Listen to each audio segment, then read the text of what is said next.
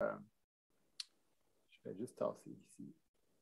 J'ai tendance à avoir des difficultés des fois avec le Zoom pour bien tout voir. Donc là, bienvenue aux Portes ouvertes. Donc, Portes ouvertes, j'ai 2021, ça devrait être 2022, il me semble que j'ai changé ça.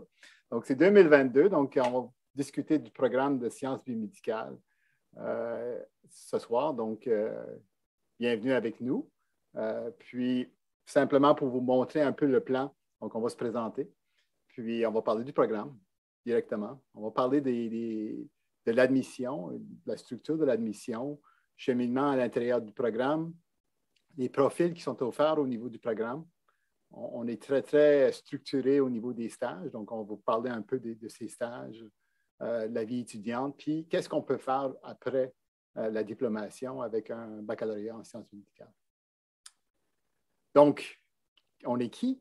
Donc, je vais laisser Ariane se présenter. Donc, bonjour tout le monde. Vous l'aurez compris, je m'appelle Ariane. Je suis étudiante en troisième année du baccalauréat en sciences biomédicales. Donc, je gradue cette année. Je suis aussi membre du comité de programme, puis coordonnatrice du RESBUL. C'est donc notre association étudiante. Donc, je suis vraiment impliquée dans tout ce qui est vie étudiante, d'où le pourquoi c'est moi qui est ici là, ce soir. Donc, moi, je suis Darren Richard. Donc, je suis directeur du programme de sciences biomédicales, maintenant depuis quand même quelques années, depuis 2015. Je suis aussi professeur à la faculté de médecine, donc je suis professeur-chercheur. Donc, j'ai mon laboratoire de recherche et j'enseigne à la faculté de médecine. Ma formation, je suis pharmacologue de formation et aussi, comme j'ai mentionné, donc je suis chercheur au Centre de recherche du CHU de Québec. Mon laboratoire se situe à l'Hôtel-Dieu, qui est dans le Vieux-Québec. Donc, je suis ici à l'Université Laval depuis 2002, donc 20 ans maintenant cette année. Donc, on va parler du programme. Donc, le programme, vous savez tous que c'est un programme de 3 ans. Donc, on est un programme avec 95 crédits. Ce programme est un programme bifacultaire. Donc, on a deux facultés qui sont impliquées. Donc, au départ, quand il a été fondé par des professeurs-chercheurs à la faculté de médecine et aussi des professeurs à la faculté de sciences et génie. Donc, voilà le côté bifacultaire. Si vous voulez savoir pourquoi, bon, on pourra en discuter plus tard. Vous allez voir aussi à travers ce qu'on va expliquer le cheminement dans le programme. Comme j'ai mentionné, ça a été élaboré par des professeurs-chercheurs selon une approche programme. Donc, il a été construit avec des cours qui étaient existants. On a vraiment construit le programme à partir de zéro avec une approche programme pour avoir les compétences qu'on veut développer et les objectifs du programme directement. On offre des profils depuis le début du programme, on offre le profil entrepreneurial, mais depuis cette année, on offre aussi le profil international. D'ailleurs, les étudiants de première année, ils sont en train de se préparer parce qu'on vient de sélectionner nos 4 étudiants qui vont aller faire une session en Europe. Une marque de commerce du programme, c'est vraiment de vous donner des vraies expériences, des authentiques expériences en recherche. Donc, que ce soit la recherche fondamentale, mais aussi la recherche clinique. Donc, c'est quelque chose qu'on pourra discuter avec vous si vous voulez savoir un peu quelle recherche qu'on fait au niveau du bac en sciences biomédicales. Ariane connaît très bien le milieu de la recherche à Québec. On pourra discuter avec vous. Donc, pour l'admission, on a une structure d'admission que peut-être que certains d'entre vous connaissez déjà, mais on va vous l'expliquer. Donc, l'admission au programme, bon, on est un programme contingenté. Donc, on a une structure d'admission qui doit être construite pour ce contingentement. Donc, notre capacité d'accueil minimale est de 50 étudiants. Normalement, on accueille 80 étudiants. Donc, on a un minimum, mais ça ne nous arrête pas d'accueillir plus d'étudiants. Puis, jusqu'à maintenant, on a considéré notre capacité d'accueil de 80 étudiants. Les raisons pourquoi 80, ben, on pourrait en discuter aussi si vous avez des questions là-dessus. On demande une cote minimale. Donc, pour les étudiants pour les collégiens, c'est 27,50. Pour les universitaires, c'est 25. J'imagine que la grande majorité d'entre vous êtes collégiens. Donc, c'est 27,50 pour les collégiens. Donc, si vous avez ce code minimal requis, ensuite, vous pouvez passer au deuxième partie de l'admission, qui est l'examen de jugement situationnel Casper. Donc, ce qu'on fait pour cet examen, donc là, il reste encore une date pour l'examen. Donc, si vous vous inscrivez avant la date limite, vous allez faire votre examen le 3 mars. Puis, ce qu'on fait avec cet examen, c'est qu'on classe les étudiants selon leur score Casper et on admet les étudiants uniquement 100% leur score Casper suite à avoir été réussi finalement avoir le code minimal finalement. Puis, le date de dépôt, bien sûr, c'est le 1er mars qui s'en vient très bientôt. Est-ce que vous avez des questions là-dessus? Parce que je tente de l'expliquer comme il faut, mais est-ce que vous avez des questions? Non? Tout le monde a bien compris? Donc, code minimal, puis ensuite le Casper. On fait la liste Casper et on descend la liste. Normalement, on fait environ une centaine, plus qu'une centaine d'offres, dépendamment des années. Donc, c'est très dynamique d'une année à l'autre. Mais normalement, on fait entre 100 et 150 offres, puis dépendamment des demandes.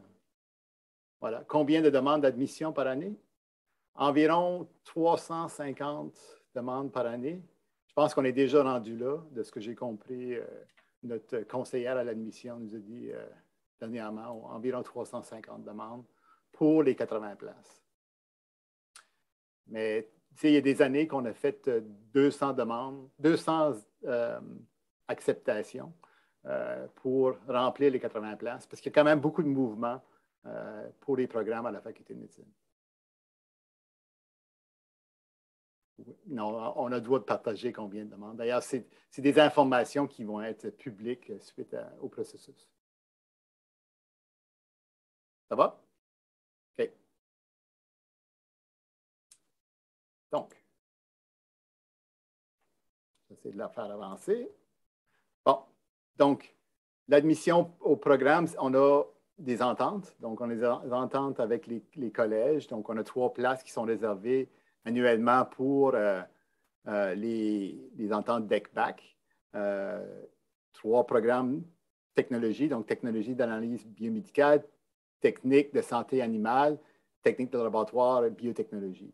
Donc, ces étudiants-là ont des places qui sont réservées. Ils doivent quand même passer le même processus que les étudiants qui cheminent normalement, mais il y a 3 places qui sont réservées pour eux. Il y a aussi cette année qui est nouveau, bon, là, il y a une erreur, ce n'est pas les ententes DEC-BAC, c'est le programme Envol. Donc, le programme Envol, c'est 2 places qui sont réservées annuellement pour les... Oh non, c'est pas seulement l'Envol, donc pour les Premières Nations. Donc, 2 places pour les Premières Nations, puis 2 places pour les candidats québécois issus de milieux à faible revenu. Donc, c'est le programme qu'on appelle le programme Envol, qui est nouveau cette année. Donc, avec ce programme Envol, le côté intéressant, c'est qu'il y a un financement qui est accordé aux étudiants, les 2 candidats qui vont être admis avec le programme Envol. C'est quand même des bourses qui sont substantielles pendant tout le long du cheminement dans le programme. Si vous voulez des informations supplémentaires, vous pouvez aller sur le site de la faculté et l'admission du programme pour regarder un peu les conditions qui sont la manière que c'est structuré pour l'admission des étudiants. Donc, le cheminement dans le programme, c'est un cheminement qu'on va dire qui est structuré à l'intérieur de 2 parties. Donc, il y a une première partie pour les premières 3 sessions. Puis ensuite de ça, il y a une ligne rouge. La ligne rouge existe dans notre tête, elle n'existe pas vraiment. Puis ça ne va pas dire grand-chose, mais il y a un changement lors des 3 prochaines sessions, aussi avec la session d'été. Donc, je pense que la prochaine, je vais laisser Ariane parler du cheminement au début du programme, étant donné qu'elle a déjà vécu le programme presque en entier. Oui, ben en fait, la première moitié du programme, là, comme c'est indiqué, c'est vraiment des cours plus magistraux. Donc, on va vraiment passer par-dessus pas mal de matières. Donc, anatomie, biochimie, biologie, génétique. Il y a vraiment plusieurs cours qui sont super intéressants et surtout pertinents. Puis, on a quand même là, quelques laboratoires au travers. Par exemple, pardon, les travaux d'anatomie là, qui sont en lien avec le cours corps humain 1 et corps humain 2, qu'on va vraiment pouvoir aller observer là, sur les corps humains. On a un laboratoire de biochimie, laboratoire de biologie moléculaire. Donc, c'est vraiment des premières expériences de laboratoire, mais toujours dans le cadre d'un cours. Donc, ça fait changement des stages là, qu'on va voir plus tard. Donc, c'est vraiment une initiation, là, si on veut, au travail en laboratoire. Donc, c'est ça, c'est la première partie, c'est vraiment comme on est habitué des cours à travers la session. Chaque session est bien remplie avec des activités de cours et des activités pratiques. Donc, après ça, la deuxième partie. Oui, la deuxième moitié, ben là, on commence vraiment avec la session d'hiver, qui est la session qu'on appelle affectueusement la session intensive. En fait, c'est que c'est des mini-cours qui vont tous se suivre au long de la session. Donc, au lieu d'avoir 5 cours tout en même temps, ben, on a les 5 cours qui vont être un à la fois. Donc, ça permet vraiment de s'immerser dans la matière, puis de vraiment là, tout retenir. Puis, c'est des cours qui souvent vont être un peu plus appliqués versus juste théorique comme on a dans la première moitié, là. Donc, on a souvent des exemples cliniques ou vraiment de laboratoire. Donc, c'est très intéressant aussi comme session. Puis, même si on l'appelle la session intensive, là, c'est une des sessions que tout le monde préfère. Donc, il ne faut pas se faire peur avec ça. Puis, sinon, après ça, on va tomber avec le stage d'été. Donc, le premier stage obligatoire qui est vraiment sur toute la durée de l'été, puis qui a possibilité de rémunération aussi. Donc, à ce moment-là, c'est vraiment aux étudiants à choisir leur milieu de stage, s'ils veulent aller plus en fondamental, plus aller en clinique. Donc, c'est ça pour l'été. Et on tombe ensuite à la session d'automne, qui est les champs d'immersion. Donc, là, c'est encore une fois des stages, sauf que c'est des mini-stages de 7 semaines au lieu de 15. Puis, à la fin de chacun de ces stages-là, on va avoir vraiment des colloques, donc de présentation. Puis, ça nous permet vraiment, ben, comme ça s'appelle des champs d'immersion, on est vraiment immersé dans un domaine qu'on va choisir là, en premier lieu. Puis, il y a aussi le cours d'assurance qualité là, qui se donne en même temps si on suit le cheminement normal. Puis, notre dernière session, en fait, c'est celle que je suis en train de faire. C'est encore une fois un stage de 15 semaines. Puis, c'est relativement l'équivalent du stage d'été, sauf qu'on a plus d'expérience dans le corps. Donc, souvent, on va avoir plus, on va être un peu plus libre dans notre laboratoire. Mais ça reste relativement la même chose, là. Super, merci Ariane. Donc, juste simplement pour vous représenter, on l'a un peu changé de nom, Ariane. On essaie de l'appeler peut-être la session en continu. Donc, là, on l'a donné un peu un différent nom. Là. Donc, c'est vraiment ces cours qui se donnent un après l'autre. Moi, j'ai le plaisir d'enseigner dans cette session et je peux dire que les étudiants, quand ils commencent, c'est particulier parce que c'est vraiment, vraiment différent de faire des cours toujours ensemble, faire un cours pour plusieurs cours durant la semaine, puis se concentrer sur la matière d'un cours et ensuite de ça, finir et passer à l'autre à l'intérieur de toutes les activités. Puis c'est vraiment ce qui est très intéressant, c'est que c'est les professeurs-chercheurs qui sont spécialistes dans la matière qui est enseignée, qui donnent des cours. Donc, c'est des chercheurs de réputation internationale qui arrivent et qui vont vous présenter sur les maladies infectieuses. Donc, ils vont discuter avec vous des différents enjeux dans les maladies. Pareil pour l'oncologie, endocrinologie, neurosciences, santé respiratoire et cardiovasculaire. Donc, vraiment, ces liens directs avec les enjeux en santé. Est-ce qu'il y a des questions là-dessus? Ça va? OK. De toute façon, on peut revenir tantôt. Puis les immersions. Donc, les immersions qui sont des courts-stages. Il y a, sur cette semaine, il y a 8 différents domaines que les étudiants vont choisir. Et encore là, des liens directs avec la recherche, avec les enjeux de santé, puis avec les professeurs, chercheurs encore. Donc, vous allez être pendant ces 2 sessions-là vraiment dans le milieu de la recherche, soit au niveau de le côté des cours et aussi des activités de stage. Ensuite de ça, bon, c'est sûr qu'à travers de votre formation, dans les premières années, aussi dans les dernières années, il y a des cours à option. Donc, les cours à option, la manière que ça fonctionne, c'est qu'on a des règles d'option que les étudiants doivent faire à travers leur formation. Il y a les règles 1, 2, 3, 4, 5. C'est aussi facile que ça. Et la première règle, c'est la règle des langues. Donc, les langues, c'est assez facile que notre structure de langue, donc c'est l'anglais. Et puis, il y a un examen en anglais que tous les étudiants doivent passer. Et si l'étudiant atteint un niveau d'anglais, c'est un cours, c'est un examen. Peux-tu me rappeler, Ariane, le nom de l'examen? C'est le versant VEPT. Oui, le versant. Ouais, c'est ça. Donc, les étudiants doivent atteindre un score de 63, je crois que c'est. Donc, s'ils ont atteint 63, ils ont les exigences du programme en anglais. Et là, ils peuvent faire un autre cours de langue. Nos cours de langue moderne. Puis, donc, espagnol, russe. Ariane, qu'est-ce que tu as pris, toi? Est-ce que tu as pris... J'ai pris japonais. Tu as pris japonais. Donc là, Ouais. tu peux nous jaser en japonais si... non? Ouais, c'était un premier cours.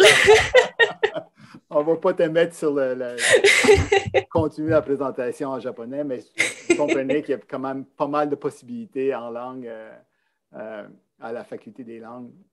Donc, c'est très intéressant.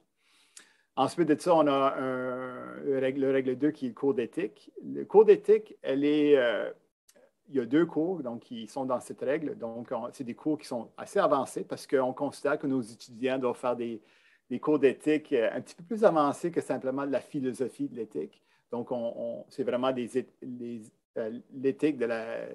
des sciences biomédicales, la bioéthique. Donc, Ariane, est-ce que tu fais? Oui, tu fais le cours de bioéthique actuellement. Donc, c'est des cours qui sont vraiment bien, qui ont été faits pour les étudiants en sciences de la vie. Donc, quand même un offre assez intéressant.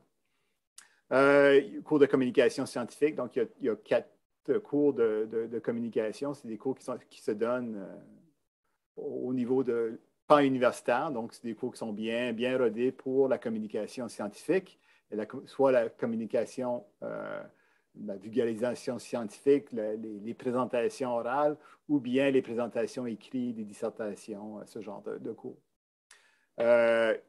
Et finalement, les 2 règles, donc les règles hors discipline puis les règles de discipline. Donc, hors discipline, c'est 2 cours qui peuvent être un peu n'importe quoi. Donc, on a une liste, mais les étudiants peuvent sortir de cette liste-là. C'est vraiment pour vous permettre de faire des cours qui vous intéressent.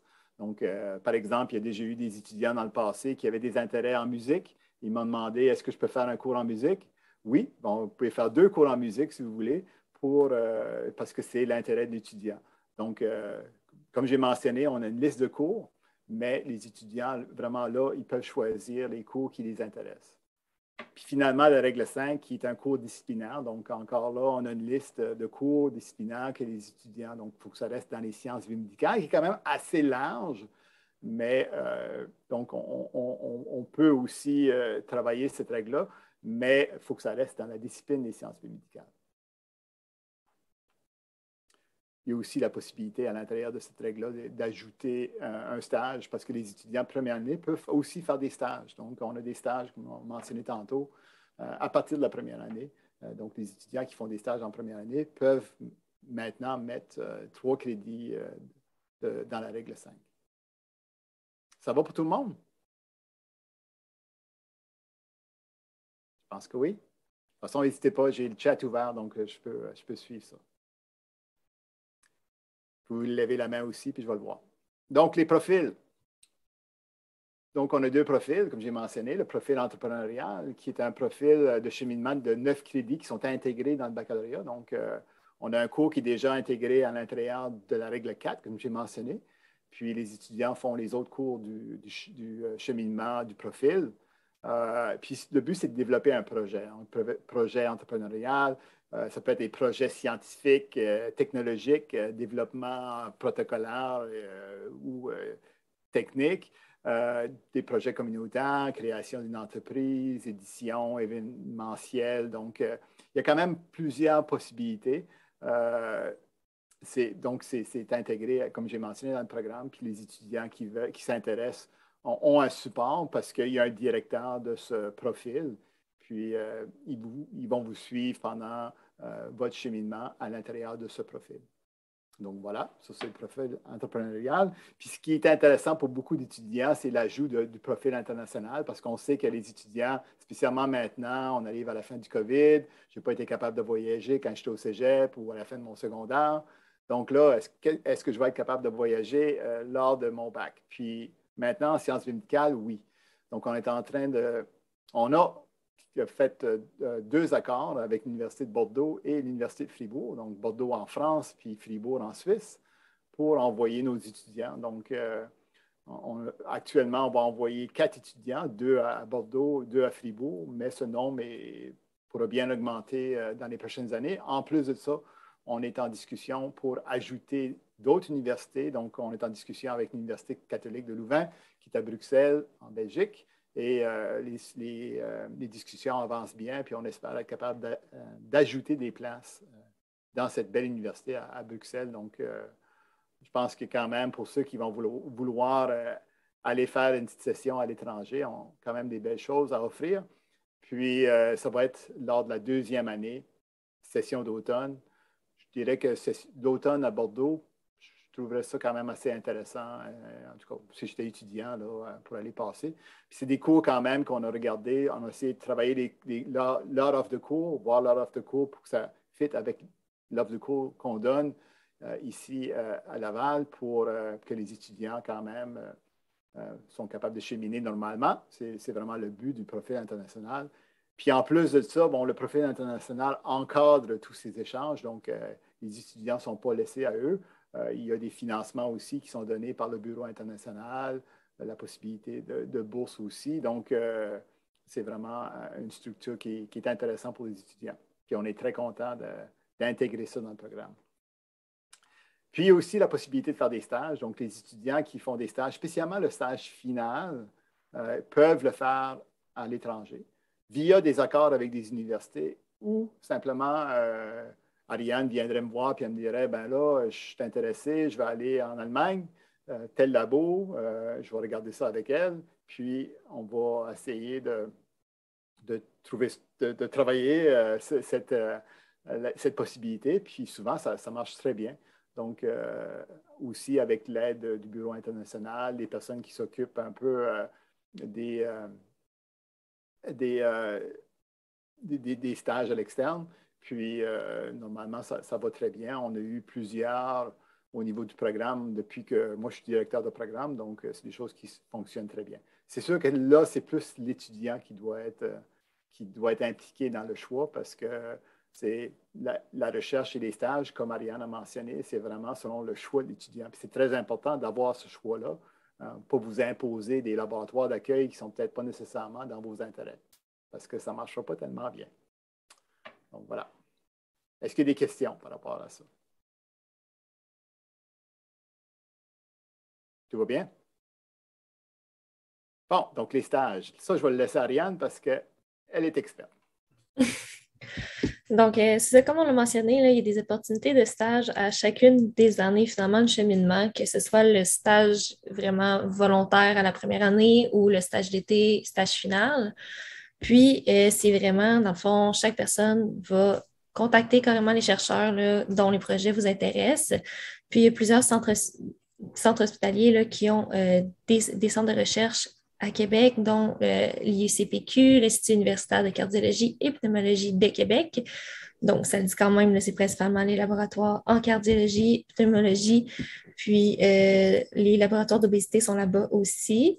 Il y a sinon Institut universitaire en santé mentale et Centre de recherche cerveau. Encore une fois, ça le dit quand même. Puis finalement, le CHU de Québec, là, qui a quand même plusieurs centres de recherche Il y en a en immunologie, en reproduction, il y a le LOX qui est tout ce qui est plus culture cellulaire, faire des organes, des choses comme ça. Donc, vraiment, là, à Québec, on est quand même vraiment bien équipé et il y a plusieurs centres de recherche qui sont vraiment intéressants, puis qu'il y a plusieurs chercheurs aussi. Donc, il ne manque pas de milieu de stage, là, ça, c'est certain. Donc, comme Ariane a mentionné, les possibilités de stage sont assez exhaustives au niveau de Québec comme tel. Là, on ne sort même pas de Québec. Donc, on n'a même pas mentionné les possibilités au Québec et au Canada. Donc, il y a des étudiants annuellement qui vont aller à Montréal faire leur stage ou même à l'extérieur. Donc, ce n'est pas les places qui manquent. Puis, les stages sont rémunérés, donc on demande aux chercheurs de donner. Souvent, c'est des bourses. Ils vont donner des bourses aux étudiants pour leur activité de formation pendant la session. Il y a aussi les stages courts, comme on a mentionné tantôt, des immersions, donc qui sont accessibles par les étudiants. Puis, comme Ariane a mentionné, là, à la faculté de médecine, il y a quand même plus de 460 professeurs-chercheurs qui sont dans les centres de recherche. Donc, c'est vraiment un grand, grand choix, que ce soit au niveau très, très, très fondamental. Donc, on peut travailler sur la mouche ou le ver de terre. Donc, de comprendre comment ça marche pour être capable, ensuite de ça, s'en aller et guérir le cancer à partir d'une mouche, puis, parce que si vous voulez savoir comment ça se fait, c'est très intéressant. Puis aussi, des études très, très cliniques dans l'évaluation, par exemple, des patients qui ont reçu le vaccin contre la COVID, puis leur cheminement, problèmes de santé, etc., etc., etc. Donc, vraiment, il y a un peu de tout. Puis nos étudiants, puis Ariane a déjà vu les présentations, puis c'est très, très, très varié.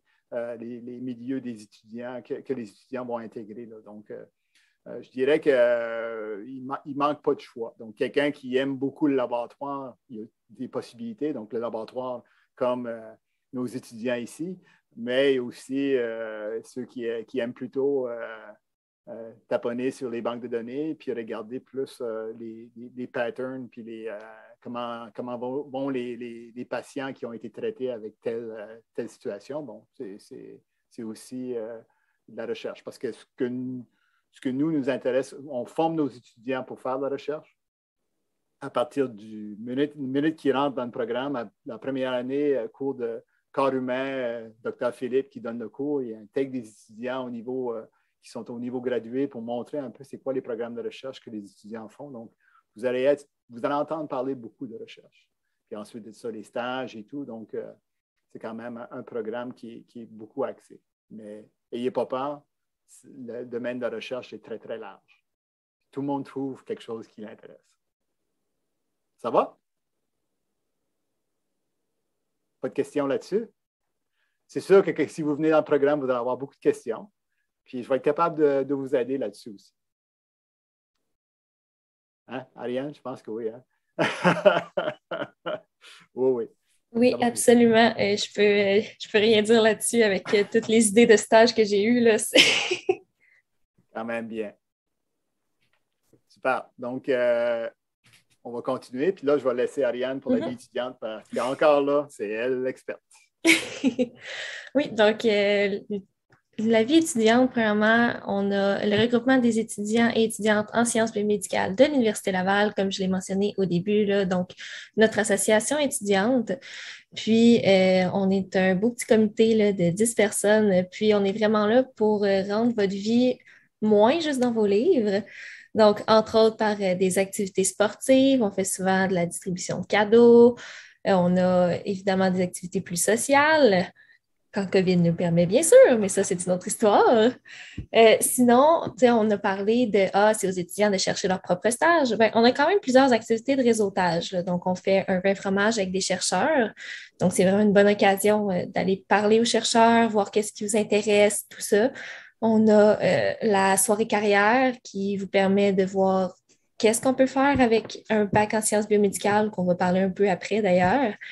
Puis cette année, on a instauré une soirée clinique pour voir justement le côté plus clinique de la recherche, vu qu'on parle beaucoup de fondamental, puis qu'il y a beaucoup de labos fondamentaux aussi là, à Québec.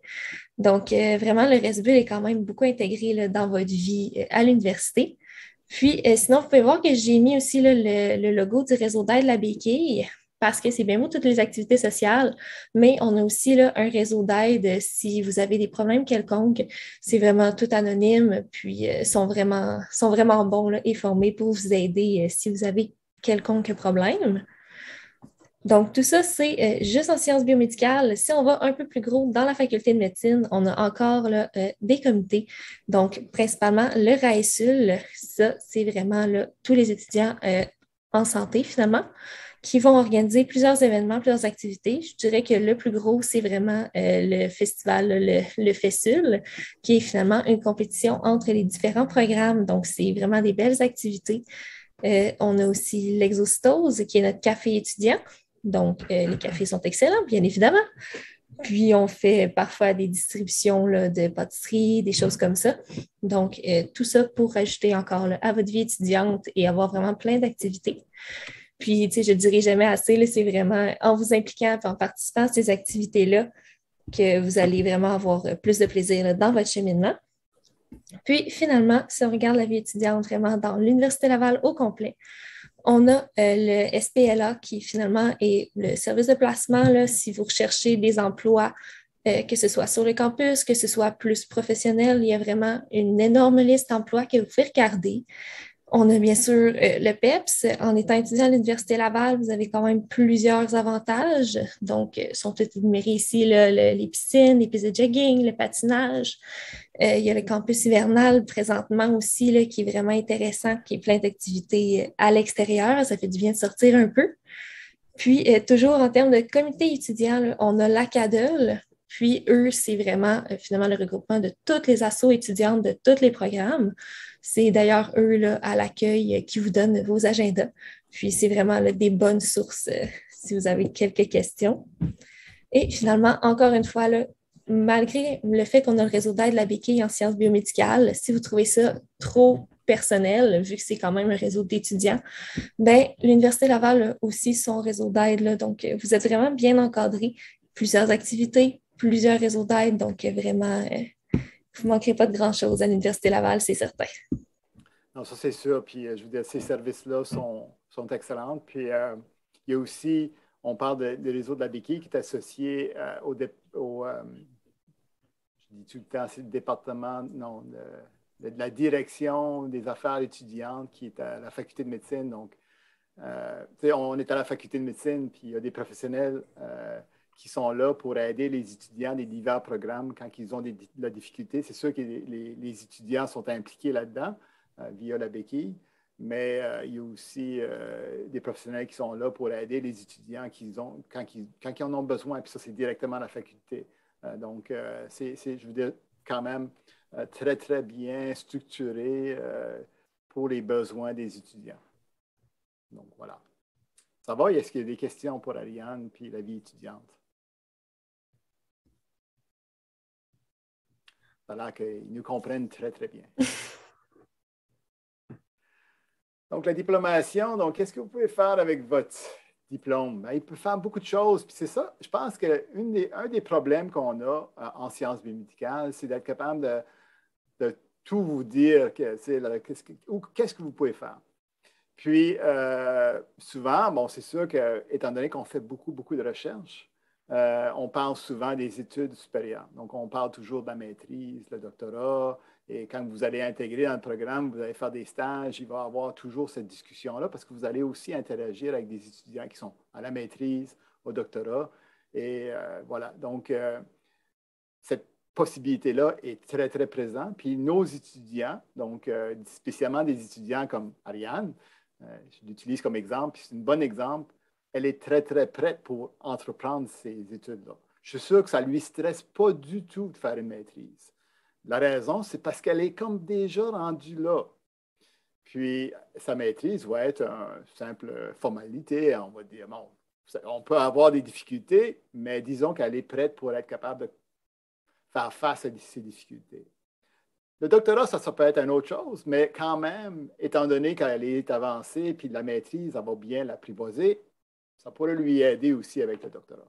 Donc, on comprend, c'est vraiment ça au niveau du programme, lorsqu'on l'a créé, c'est le vouloir des professeurs-chercheurs pour aider les étudiants vers cette transition-là. Beaucoup de programmes gradués à la faculté de médecine, à l'Université Laval, bien sûr. Donc, des programmes cellulaires et moléculaires, biologie cellulaire, biostatistique, épidémio. Il y a la kinésio aussi que les étudiants peuvent intégrer parce qu'il y a plusieurs professeurs-chercheurs dans ce domaine. Médecine moléculaire, immunologie, microbiologie, neurosciences. Grosse force de l'Université Laval, c'est les neurosciences. Bien sûr, la santé publique, on a entendu parler beaucoup. Puis, il y a des étudiants qui sont dans ces domaines, malgré qu'ils ont un cheminement fondamental avec les cours que vous avez vus. La recherche, c'est de la recherche. Puis, la méthode de recherche s'applique à tous les domaines, donc même en santé publique. Sciences cliniques, biomédicales et réadaptation. Donc, nos étudiants sont pas mal dans tous les programmes. C'est sûr qu'il y en a certains qui sont de préférence, spécialement avec les professeurs-chercheurs et l'intégration que vous allez avoir dans leur laboratoire. Mais je ne peux pas dire qu'il n'y a pas d'étudiants, absolument pas d'étudiants dans un de ces départements. Je suis assez convaincu qu'il y en a passé au moins un ou deux. Donc, ce qui est important de savoir, c'est quand vous faites des études graduées, vous ne faites pas ça bénévolement. Donc, vous ne faites pas ça pour le bien de la science. C'est quand même il y a un soutien financier qui existe pour ces programmes, pour ces formations. Il y a des programmes de bourse qui sont à la faculté, à l'université, au Québec et au Canada. Donc, quand même, la possibilité d'aller chercher des bourses qui sont quand même assez importantes. Puis, si vous n'avez pas de bourse ou vous avez besoin d'un supplément à votre bourse, ben, les chercheurs sont subventionnés pour être capables de donner aussi des bourses, de payer les étudiants pour leur maîtrise et leur doctorat. Donc, il n'y a pas d'étudiants, très peu d'étudiants qui manquent de ce côté-là, spécialement pas à la faculté de médecine, parce que c'est des choses qui sont très bien encadrées. Donc, il ne faut pas éviter des formations supérieures parce que, bon, ce n'est pas une job. En réalité, ça commence déjà à être une job. C'est une grosse job, en réalité. Donc, voilà. Il y a aussi des formations professionnelles qui sont accessibles pour les étudiants. Donc, le côté des maîtrises en administration des affaires. Donc, ça, c'est quelque chose que les étudiants qui ont cet intérêt peuvent accéder. Il y a des étudiants qui ont passé par le programme qui ont maintenant cette maîtrise puis qui travaillent pour des compagnies, que ce soit des étudiants avec un bac, avec une maîtrise ou avec un doctorat. Donc, la possibilité quand même est toujours là, à travers de leur formation, d'aller vers le côté des affaires. Il y a les maîtrises en orthophonie et en audiologie qui sont aussi un débouché intéressant parce que c'est des maîtrises professionnelles pour former des orthophonistes et des audiologistes ou je ne me souviens pas. Audiologue ou audiologiste? Audiologiste. Donc, c'est vraiment des maîtrises professionnelles. Maîtrise avec des options de conseiller génétique. Il y en avait un hier soir parce qu'on a eu la soirée carrière hier soir. Donc, il y avait une conseillère génétique qui était là, qui a fait cette formation, qui est une formation qui se donne, je crois, est-ce que c'est uniquement à McGill ou est-ce qu'il y a aussi une Université de Montréal? Je ne me souviens pas, mais je sais que McGill le donne. Puis, il accueille des étudiants en sciences médicales pour cette maîtrise. Donc, les étudiants peuvent accéder. Puis aussi, ce diplôme d'études supérieures, donc le DESS en perfusion corporelle, extracorporelle, qui finalement, c'est des personnes qui, si vous allez en chirurgie, s'occupent de bien vous perfuser avec toutes les solutions que vous avez besoin. Puis, ces personnes, donc, c'est des études avancées, très spécialisées, mais les étudiants proviennent des programmes de sciences biomédicales. Ils viennent de d'autres programmes aussi, mais sciences biomédicales est une formation qui permet d'accéder vers cette formation-là. Il y en avait un aussi hier soir qui est un ancien étudiant en sciences médicales à l'Université de Montréal qui est devenu perfusionniste. Donc, quand vous allez venir dans le programme, vous allez rencontrer, on discute même de pouvoir accueillir le directeur de programme pour venir vous discuter un peu de ce programme qui est très intéressant. qui est aussi très en demande et il y a un grand besoin pour ces personnes qui sont très, très spécialistes dans leur domaine. Ça va pour le côté des études, continuer les études? Mais oui, vous pouvez aussi accéder vers des carrières. C'est sûr qu'au niveau de baccalauréat, c'est plus limité. Donc, il faut souvent aller vers des études supérieures. Mais ce n'est pas impossible. C'est sûr que si vous voulez devenir chercheur, bon, ça demande quelques années d'études supplémentaires. Donc, dans les laboratoires publics, bon, comme moi, donc universitaires, les centres de recherche, aussi les laboratoires privés. Donc, il y a des compagnies pharmaceutiques, biotechnologie, même à Québec, qui accueillent des étudiants formés en recherche comme chercheurs. Donc, même, normalement, ça va demander maîtrise ou je devrais dire probablement doctorat pour avoir ce titre de chercheur. Par contre, il y a aussi le domaine des professionnels de recherche qui travaillent dans les laboratoires, donc qui supportent les laboratoires côté technique, formation, tout. Le professionnel de recherche qui est dans mon laboratoire fait un peu de tout. Encore des étudiants, fait de la recherche. Donc, c'est vraiment mon bras droit, puis je dirais même mon bras gauche. Donc, c'est des personnes qui sont... Puis elle provient du bac en sciences médicales, elle a fait une maîtrise. Donc, professionnel de recherche, c'est une débouchée qui est très intéressante.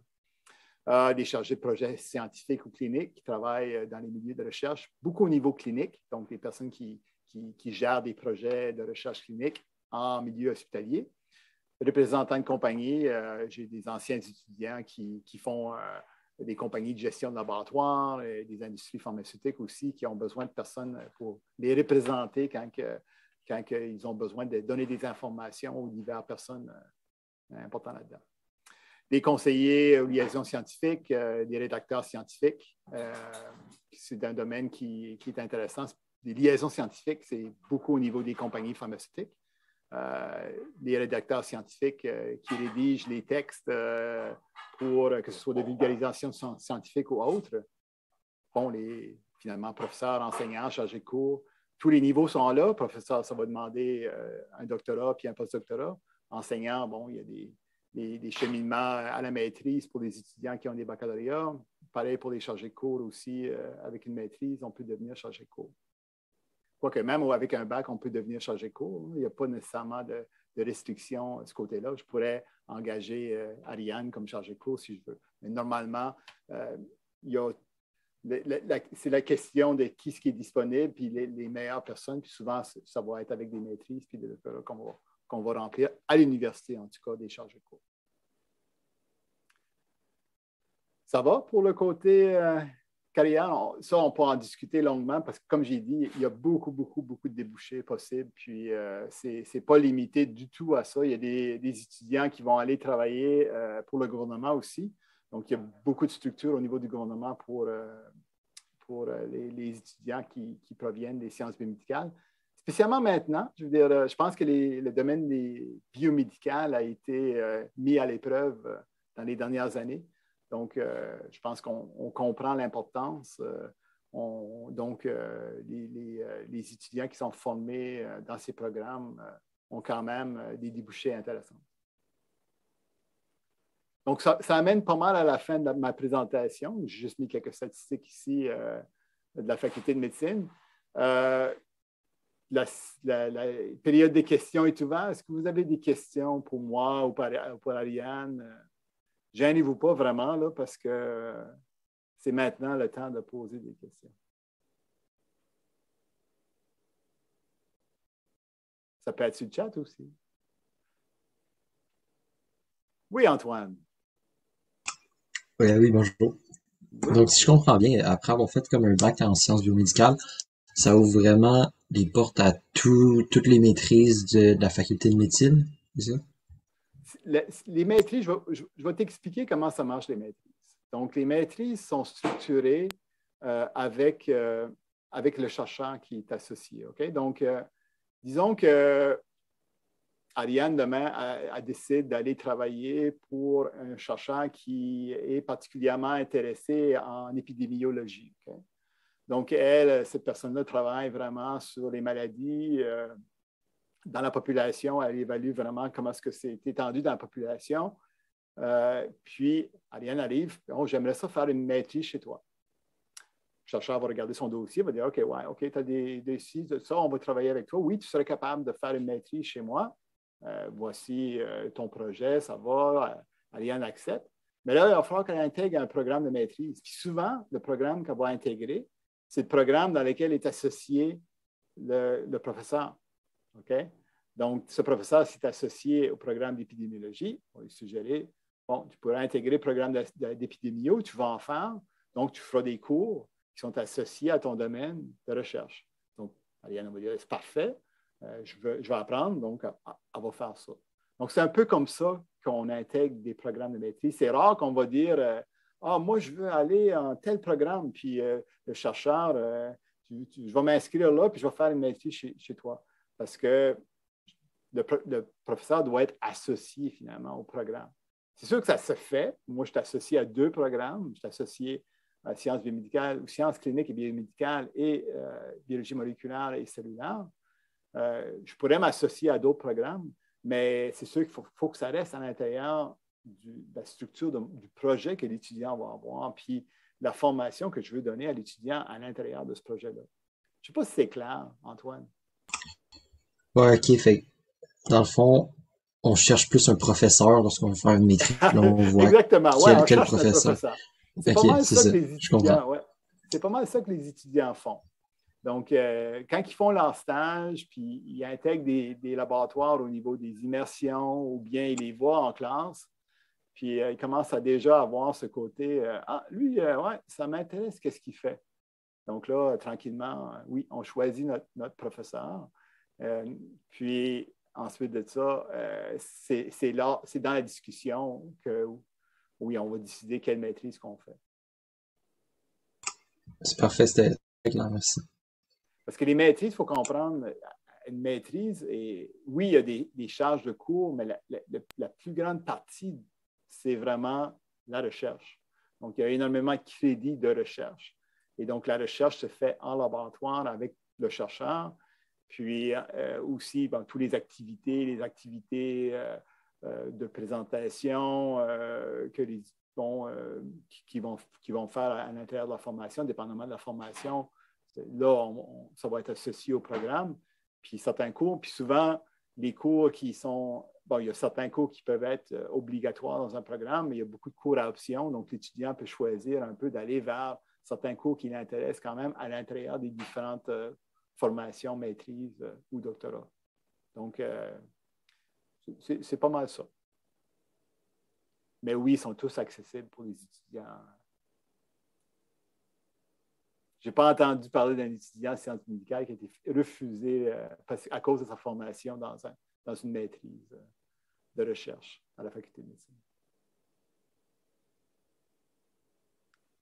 Est-ce que ça va? Est-ce qu'il y a d'autres questions?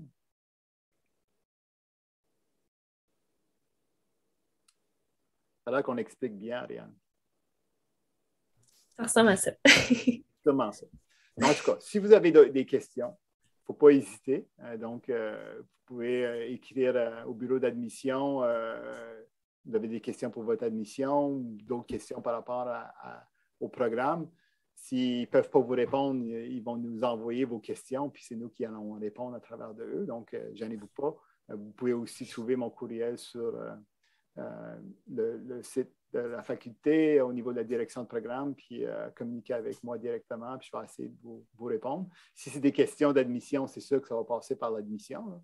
Mais si c'est des questions plus, qu'est-ce que je peux faire avec un bac ou des éclaircissements sur ce côté-là, ça va me faire plaisir de tenter de répondre. Toujours tenter parce que, étant donné que quand on est formé en pharmacie, on sait qu'on va devenir pharmacien. C'est assez clair. Puis on va travailler normalement dans une pharmacie d'hôpital, pharmacie privée. En recherche, on passe sur le chemin, on ne sait pas trop où on va aller. Je veux dire, si il y a 25 ans, si vous m'avez dit que je serais directeur de programme en train de parler des étudiants pour choisir leur bac, non, je ne pense pas que je ferais ça. mais on se découvre au fur et à mesure qu'on avance dans notre cheminement. Puis, c'est ça qui est vraiment intéressant sur le côté de la recherche. On apprend à se connaître pas mal bien. Donc, puis peu importe où vous allez aller après, moi, en tout cas, je suis très, très confiant que ça va être un succès, peu importe le domaine que vous allez choisir. Donc, un mot de la fin, Ariane? Ben, si je peux ajouter là-dessus, en plus, le programme de sciences biomédicales est vraiment bien monté pour ça, pour apprendre à connaître les domaines qu'on aime. Je pense que j'ai changé d'idée 4 fois au cours de 3 ans. Puis finalement, ben, je suis tombée dans un laboratoire que j'adore, je continue ma maîtrise là, puis tout va bien. Donc, pour vrai, si les sciences, c'est quelque chose que vous aimez, la recherche peut vous intéresser, c'est vraiment un programme excellent pour ça, puis qui est vraiment bien monté, là.